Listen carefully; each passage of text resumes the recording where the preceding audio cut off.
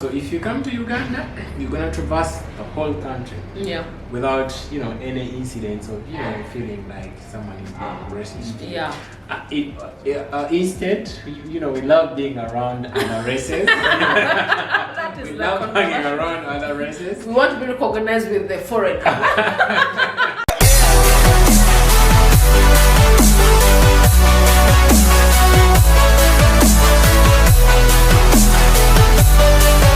Hi guys, welcome back to our YouTube channel. If you are new here, you are most welcome, and of course if you're a returning subscriber, thank you so much. Please consider subscribing if you haven't already.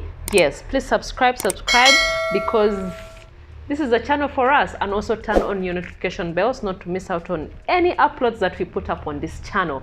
So guys, I have an interesting video for you today. As you have clicked on the video, there's something, of course, very interesting for us to discuss. And I'm here not alone. I'm here with the gentlemen, the gang. The guys are already here. I know you're just seeing me alone on the screen for now. But I have my colleagues, my friends who are here with me to discuss this topic. So it's an amazing topic. And of course, I want them to introduce themselves. Let me welcome them right here. Hello. Thank you, Tina. Once again, I'm on your channel. It's been a while. It's always a privilege to be on your channel to discuss some of these very exciting things that you always want your subscribers to know about. My name is William. I also own a channel called Liam Media Uganda. Feel free to go and check it out. You could even say that Tina sent you over there. Of course, please go and support a brother. Go and subscribe to his channel. He has amazing content, also in business, real estate, and also everything in between there, right? That's true. Please market yourself a little bit. What do you do for a living for now? For now, I do quite a number of things, but one of those things I do is I'm passionate about real estate. I help people get the right property for their houses. I also help people that need to start doing business in Uganda. Okay. In what way? I advise them. I work with a business consultant, so we try to get them to the right places where they should either invest, or the places where they should consider getting housing if they need a place to stay, things like that. So precisely that is what I'm currently doing. Wow. So we shall definitely leave your contact somewhere, your email, so that anyone can reach up to you for your services, right? Absolutely. Yeah, then let's turn to this other side. Hi everybody, Mask Man. You can call me Dr. Mask. I'm glad to be back on the DNT Lifeline channel. Yeah. You're most welcome, Maskman. You guys saw him in the previous videos, so he's not new on the channel. Both of them are not new on this channel. So there are so many videos we've done so far with them. They're my very, very good friends. So Maskman, what do you do for a living? In case maybe someone needs your services out there, how can they reach you, and what do you do? Well, I'm a health professional. Okay. Qualified health professional practicing in Uganda. Currently, I'm engaged in a program that improves, health and livelihoods of especially the people who are underprivileged, the poor. We reach about 10,000 households in about 20 districts of Uganda, trying to deliver health-saving, health-improving products, including essential medicines, assessments and treatment of common childhood illnesses. Entirely trying to see that even the person at the last mile can access quality health. That is on the professional bit. On the other hand, though, I do side hustles. If you want any transport services in Uganda, I am the guy you need to come to. You're the guy. Whether you want a private, small car, big cars, short journey, long journey, I'm always here. You just, call the number and you will talk to the Mask Man. Wow, that is so amazing. By the way, he can take you anywhere you want, and he's an amazing person to drive you guys around. So when you come to the country and you need someone, the man is here. Well guys, let's just jump into the topic of the day. I'm really so glad, by the way, for for you coming to this channel. So we are going to be discussing the truth about living in Uganda. There's a lot, of course, that we are going to give you, our experiences. We've been in this country for all our lives. True. Isn't it? Yeah. Have you been outside or maybe I've lived here 100%. I haven't moved to any other place. You've been in Rwanda before. Yeah, I've been in Rwanda time. maybe not more than 2 months. Okay. Really. Yeah. And Maskman? Yeah, most of my time has been in Uganda. In Uganda. Those movements outside are very brief. I can't say You can't really say that I've not lived in Uganda my whole time. So you have much experience. I have. Yeah. And of course, we are now today going to discuss more about living in Uganda, and we are going to talk about so many things, okay? So let's first introduce our country for someone who is maybe watching this video for the first time and who wants to know about Uganda. Uganda is in East Africa. Yes, it's in Africa, located in the eastern part of Africa. And we have neighboring countries. To the east, we have Kenya. To the north, we have South Sudan. We have to the west, DRC. To the south, we have Tanzania. So basically, it's a landlocked country, but it's an amazing country. So anyone to introduce, maybe talk about what I've missed about Uganda? Well, maybe a little bit of history. We gained our independence way back in the 60s. That was 1962. We were a former colony of the British. Yeah. So most of the things that we do here are still, in the line of what the British left. Talk about the education system, talk about how we drive on the roads. Some of our traditions and customs are still, in line with the British. Liam? Yeah, clearly hospitalization. Most of the hospitals come from, when you look at the way the buildings were set, schools and hospitals, wherever there's a school, there's a hospital and a church. And that is the yeah, that is clear. It's a clear pattern in places that, rather in countries that have been, that are former colonies, especially of the British. They always had to ensure there's a school, a hospital, and a church. Yeah, that is so true. Yeah, those are just the characteristics probably that I would share. That is so common. That are really common. Yeah, in Uganda. That is so true. Hope you've got a little history about this country. So we are going to share our experiences. We are going to talk about the people, the food, the culture, transport, everything in between. So we are going to share with you. It's just going to be not tense conversation. It should be a toned down conversation so that we can express ourselves properly, isn't it? Isn't it, guys? Are you tensed? Maskman? Are you tensed? Not at all. I hope you guys are really relaxed and ready to do the topic. So let's talk about the transportation. What kind of transportation do we have here in Uganda? Well, road transport, where we have buses, we have taxis, the ones that some people call them matatus, like in Kenya. Yeah. Then we have favorite borders. Those are the motorbikes that are used for transportation, both for human and lighter cargo. Then of course you can own your own vehicle if you have one. Then of course people that are interested in ride sharing, we have companies like Uber, Bolt, Taxify became Bolt. Yeah, so that's the transportation situation. Of course there's also water transport. There are canoes that transport people from one shore to another on Lake Victoria. So air transport, obviously we have a new airline, Uganda Airlines. So that's the transport situation in Uganda. Yeah, we have airlines, by the way, the Uganda Airlines. I think Liam has given a breakdown of the big, transport facilities that we do have. But still, to break down a little more into, for example, the road transport, we do have, different vehicles that we move. For example, if you go to Waise, Kalere, believe me, you're going to find bicycles. Bicycles. Yeah, bicycles. Even, for money, they carry you and you pay a little amount. We do have borders. These are motorized cycles that are ridden by cyclists or motorists, and they also do it for business. Yep. Pick you up from somewhere, drop you to another location, and you pay a little money. And they transport only not people but also cargo. They transport so many things. Anything, I think. Borders really transport everything, isn't it? They do carry anything. Oh my God, anything. There's sometimes we used to go to Luwere, we find border carrying a border. They can carry even a coffin, maximum of a bed, a whole bed, a whole sofa set. So these guys really carry each and everything. So transportation here is not really that very difficult, because if you want to take your things maybe to a different location, you just call your motorbike just anywhere around the corner to carry for you, and these guys don't refuse, by the way. True.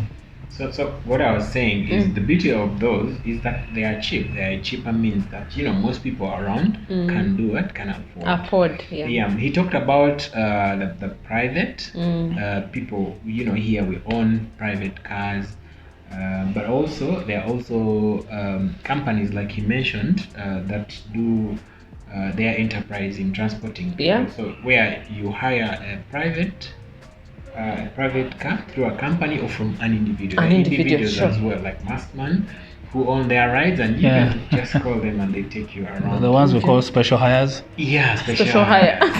Okay, special hire is the lower form. Special hire is quite different from. It's quite small. Okay, a special hire here in Uganda, they behave like border borders. They have a stage, they are stationary. They have substandard rates. Someone will just look at you and be like, okay, I think you can pay me $100, And then another person going the same. They don't have standard rates. They don't have standard rates. They just first look at you and they determine. That is another thing we need to even discuss, how our pricing is on transport here. Transportation depends on the destination and depends on how you look like sometimes. That's true. Yeah. So if you're very smart, that is when you go to the special hire. The random special hires. The random special hires. Even the borders, the border guy will first look at you, look at the shoe, look at the watch you're wearing, and they'll give you a price. Yeah, they'll first thing they'll be like, does this nigga know around here? If you look really so naive, as if you don't know where you're going, these guys will definitely take advantage of you. True. So you need to be very careful in case you're going to get anything like the taxis here or the motorcycles.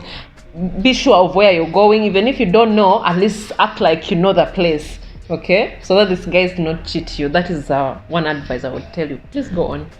About that. Yeah, I think that is under the private. That is transport for people and as well their cargo. Yep. We also have another mode of transport, that is the train. We use the railway to transport people, though it doesn't cover a big part of the country, and it's not an electric, train.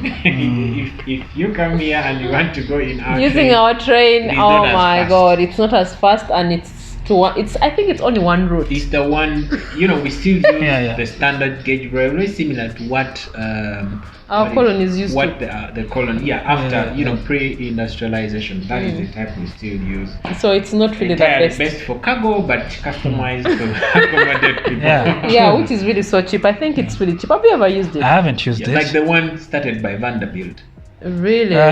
Wow. That's true. That is so interesting. But it's not really the best means of transport unless you just want to try it out. It's also having its own advantages and also experiences, of course, when you try it out. I think the biggest advantage is that it carries many people and it helps you. And it's cheap. Traffic. That is the other thing. So much, and if you're moving, from the direction where it goes to the town center, it will be traffic. Best with a train. Okay. Then we also use the water transport, right? So in case people want to go to different islands, this country is really so blessed, whereby we have Lake Victoria, So we have different islands on Lake Victoria. So means of transport on Lake Victoria are through our boats, through the ship.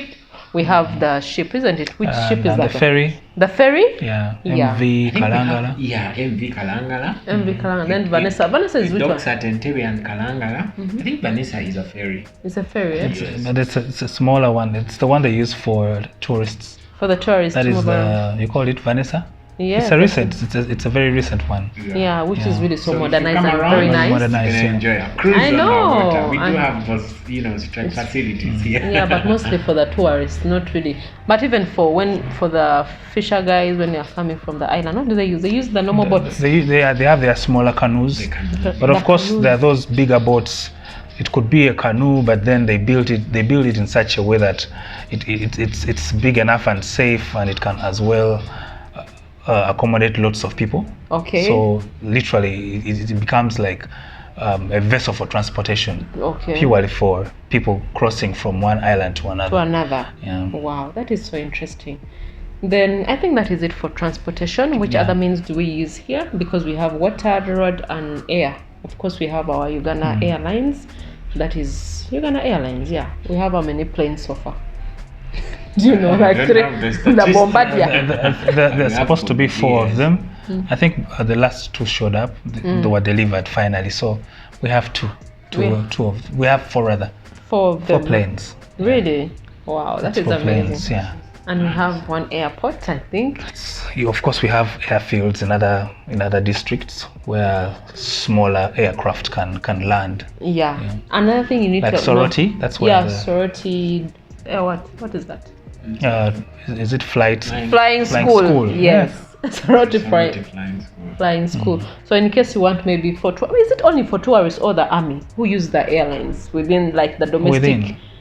There used to be domestic flights. I don't know whether we still have domestic flights, but we used to have domestic flights. Honestly, I do not know what is happening lately. When but the internal airfields, ran out of function, the internal flights stopped. Okay. But the government has a plan to resume everything.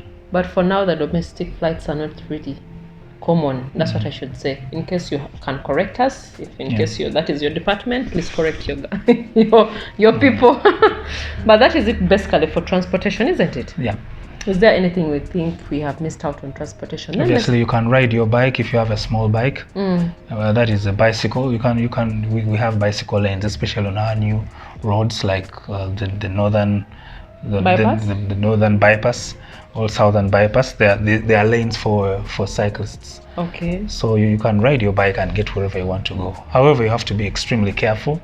Yeah, you need to be careful because the culture is not yet really there to allow both motorcyclists and people that do their bicycles to share the road.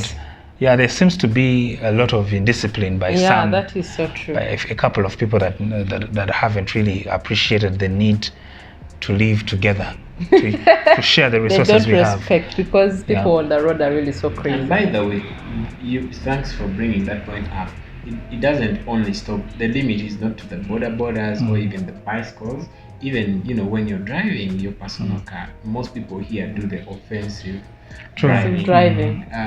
Get onto the road with a taxi, you're gonna go through hell.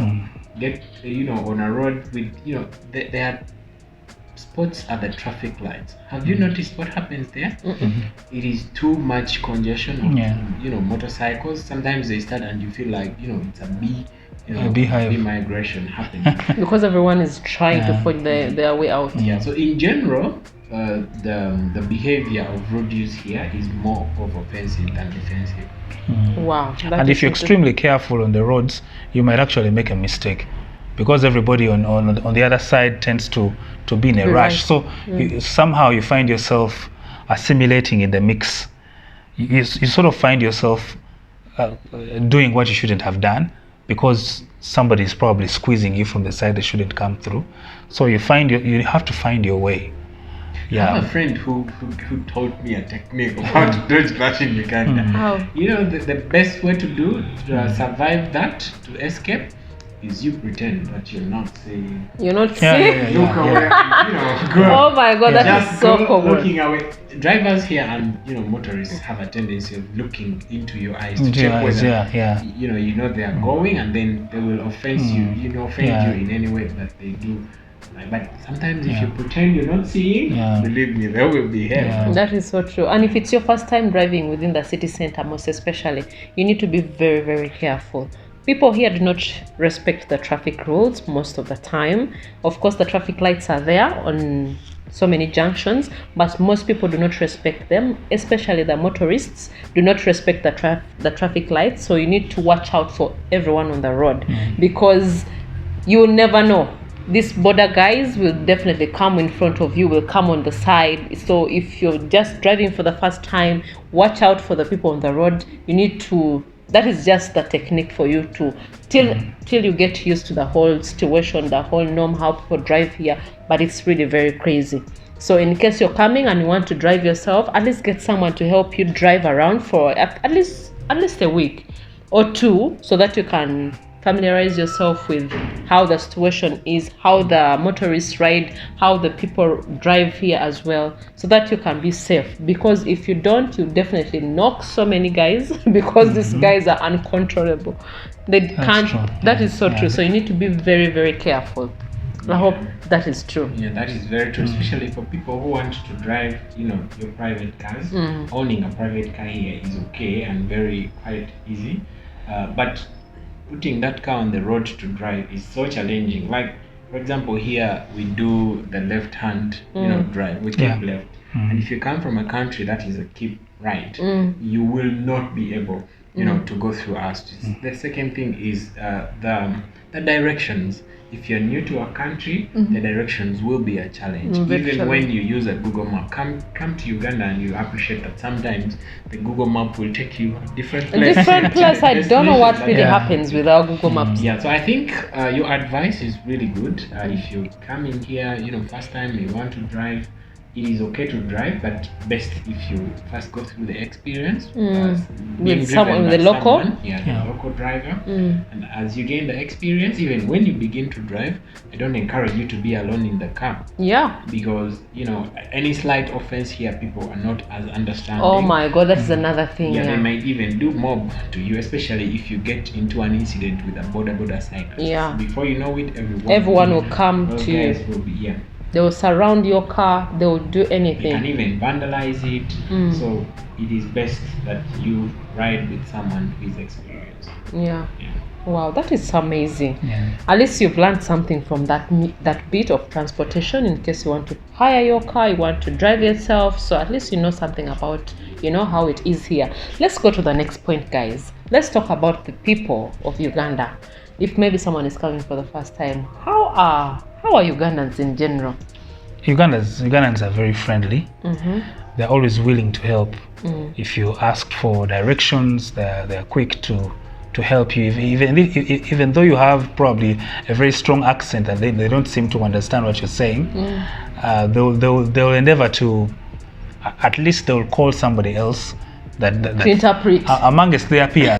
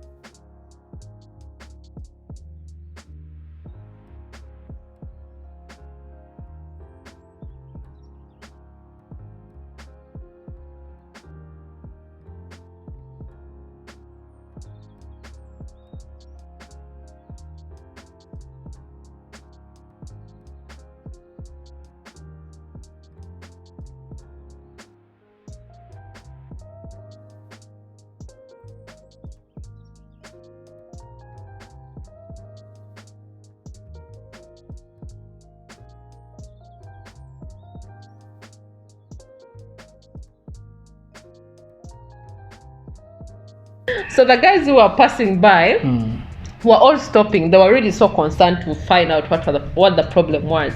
So they wanted to find out, can I get you guys water? Can I help you out? There was even a mechanic, I think, who had a car that he was working on. But because we were busy, he tried to look at you, but you seemed to be too serious. So he just looked at you, then he continued. So people are really so friendly. Talking about the truck guy who had the water on the water tank, that the water tank. Yes. It was a water tank. Yeah, it was a water tank. So he saw us stranded, so he came out because he saw us really stranded there like for a few minutes. So he came out, was like, let me help you with water. Have you opened? Has it cooled down a little bit? Then Maskman, of course, opened up and, he even asked us, do you have a jerry can? Because he expected maybe the cars to move anytime.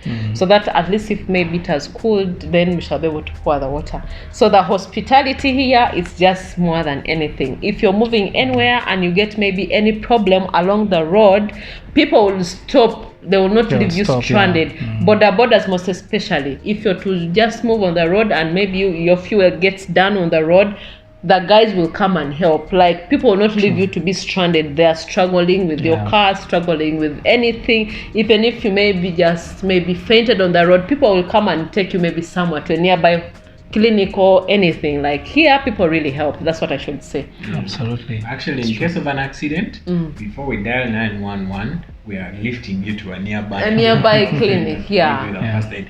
Speaking of which, I also have another incident. We had gone out one night and our battery was really not that good. So return time to go home, the battery was dead. Oh my God.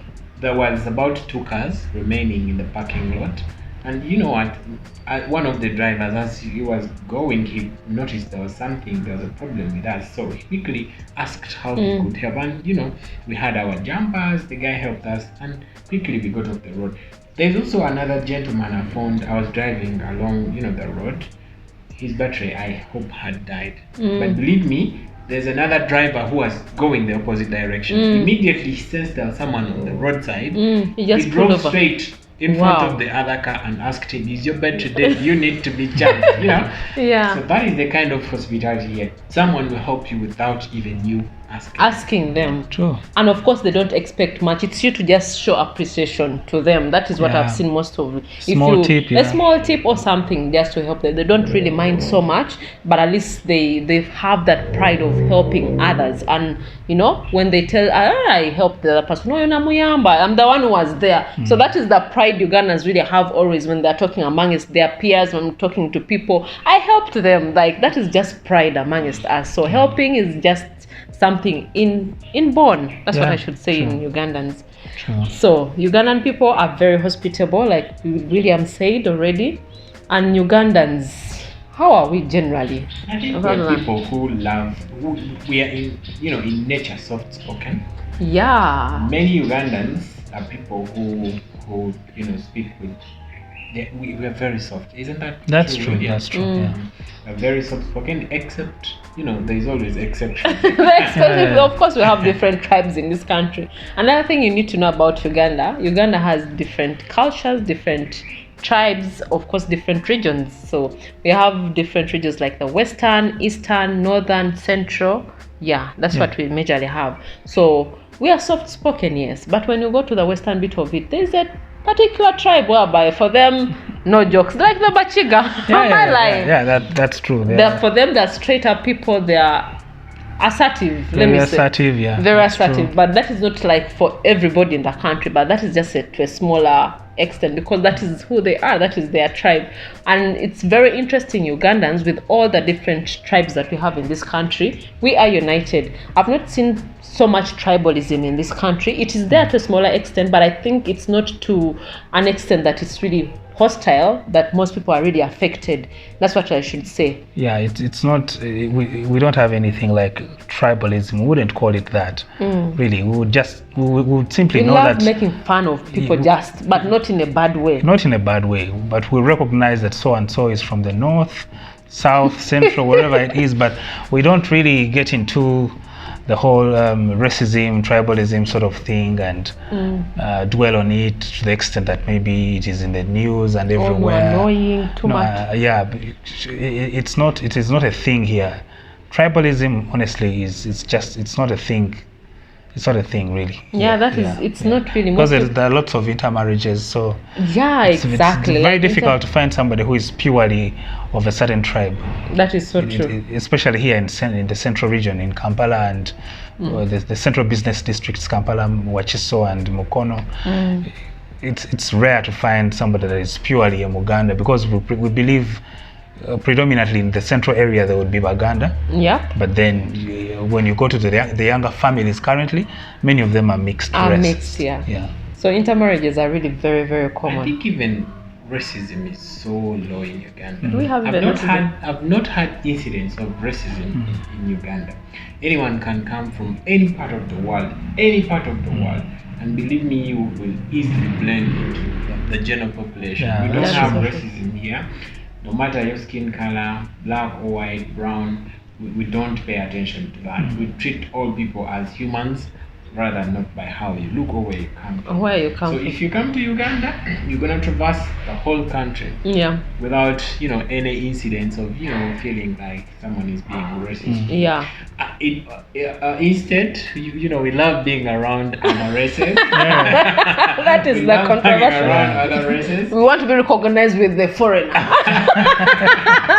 With maybe someone, maybe even if someone is from Kenya or maybe from Tanzania, you have that other pride of being like, I'm with this person, I can speak a few words maybe from that's a recognition, respect that you're able to connect with people from outside Uganda. I think it's a credit if you do associate with that. That is so true. But of course, be careful with everyone that you associate with here. Not everyone is like very, very nice, as we are all talking here. There are people who will take advantage of you, but you need to be very careful with whom you choose and whom you're with at that moment. But people generally, these are just generalization, right? Just our opinions. And of course, talking about how we love, like Ugandans, Ugandans love to party. Ugandans have a social life, That's true. That is so true. So Ugandans, when you come to Uganda for the first time, of course, it's now COVID that everything has really been not the same. True. But before COVID, when everything was really fine, Ugandans love to party. Ugandans love to drink. Yes, we have our local brews that we have here in the country. So people are always happy. People have little money. We are not a very developed country. We don't have lots of money. We are not a very rich country. But trust me, we drink a lot here. So the alcohol consumption is really high in this country. Please, guys, correct me if I'm wrong on this. We have, we hold a very nice position in the rankings of Africa, consumption-wise of alcohol. That is what we are good at. Are we like number 2? I don't know. I think number 2. Top 5. We must be top 3 in Africa. So people here love to really drink. They love to party. They love to go to different places, pubs, clubs.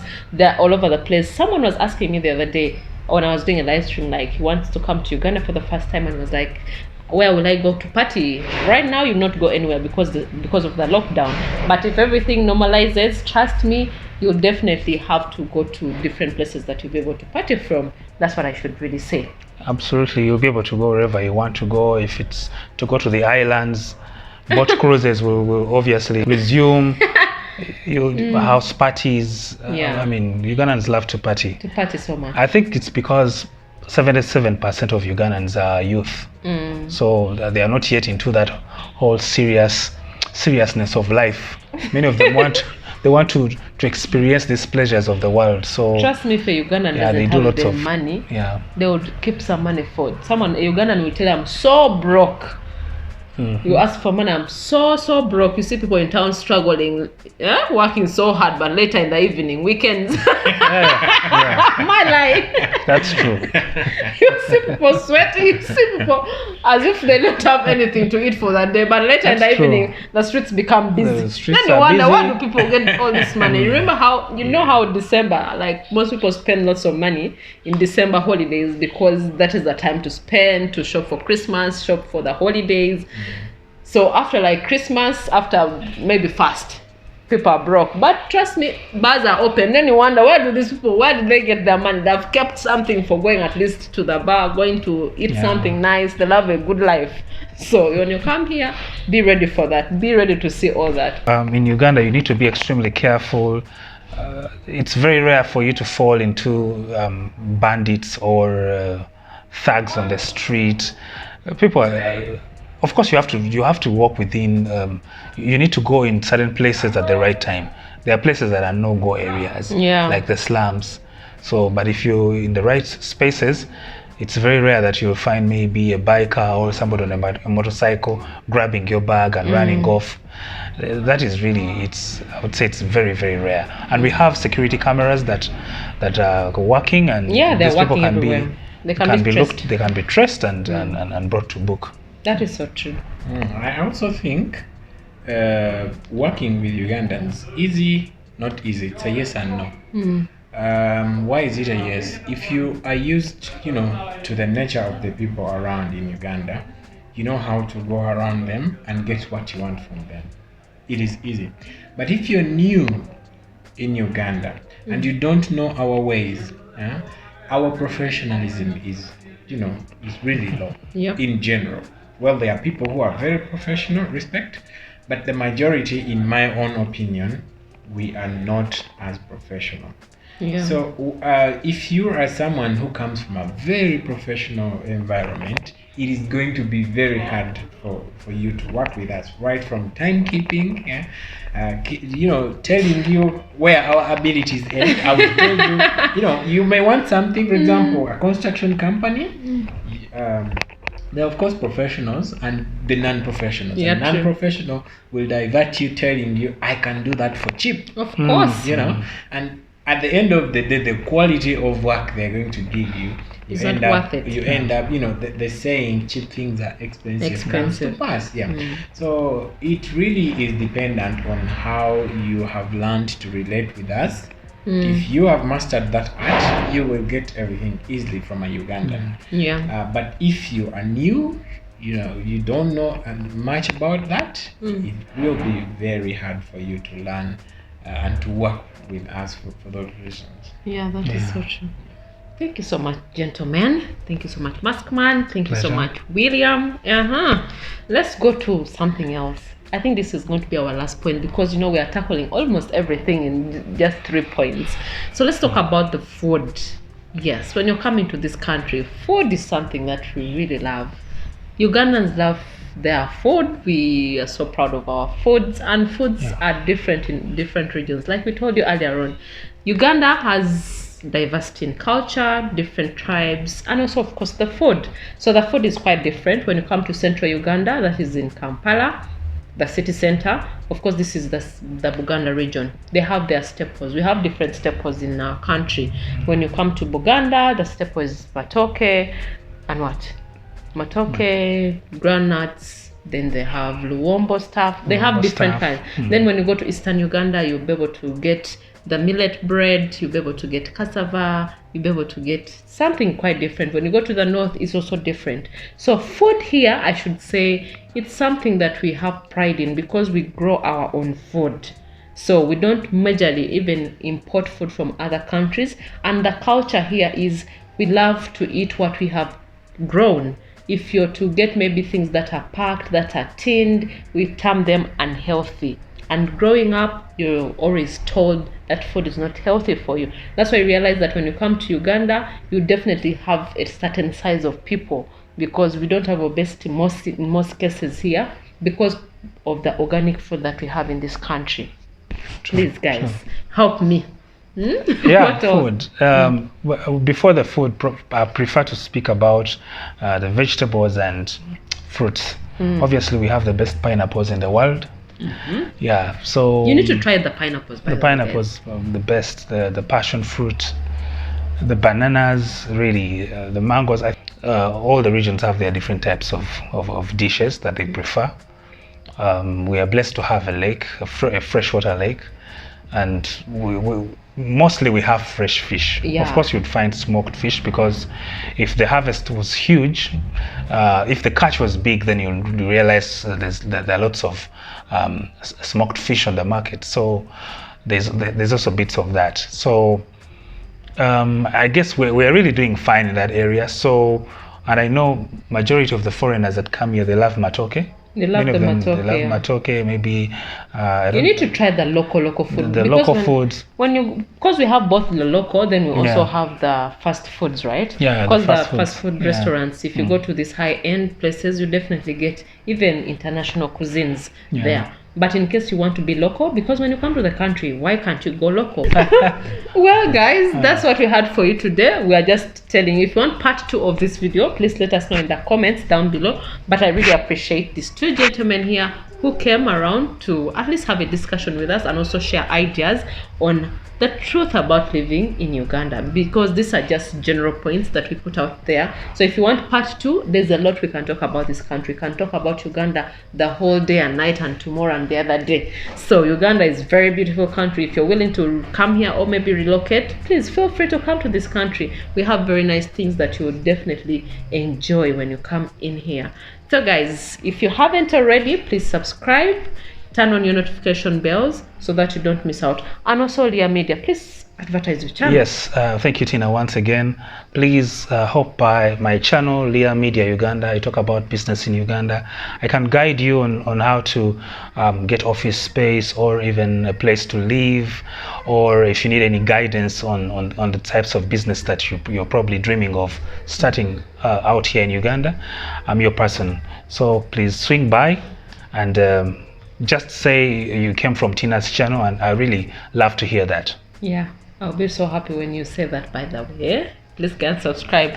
And Maskman here is also planning on having a channel very soon, a medical kind of channel. We are encouraging all our friends to be content creators. I know he's a doctor, he's a very busy person, he has his side hustles, but his channel is coming up very soon, right? We are setting it up. Dr. Musk is the name. Dr. Musk's channel is going to be full of, health entirely. How to live healthy, how to stay healthy, how to beat the COVID-19 related depression and other forms of depression, how to bond with your children. We're going to have a diversity, so watch out. Wow, that is really amazing. So I appreciate you guys for coming. I'm so humbled to have you guys always come. At least when you were invited, you just say, okay, Tina, let's come and have a discussion. Anytime that I need them, they're available. By the way, these are friends to keep. Yeah? I appreciate everyone who has watched this video till this time. I know it is a very long video, but at least hope you've really learned something out of it, and hope you'll definitely share this with all your friends and family, because we need to share all the content, share all the informative videos with everyone so they can pick something out of it. In case you're just there bored and you feel like, okay, there's something I'm missing out, just go to Be and Teach Lifeline channel, pick out a video to watch, because there's a lot that you're missing out, right? So keep subscribing. We're on the road to 20,000 subscribers, and also like, share. Thank you guys, till next time. Bye. Bye.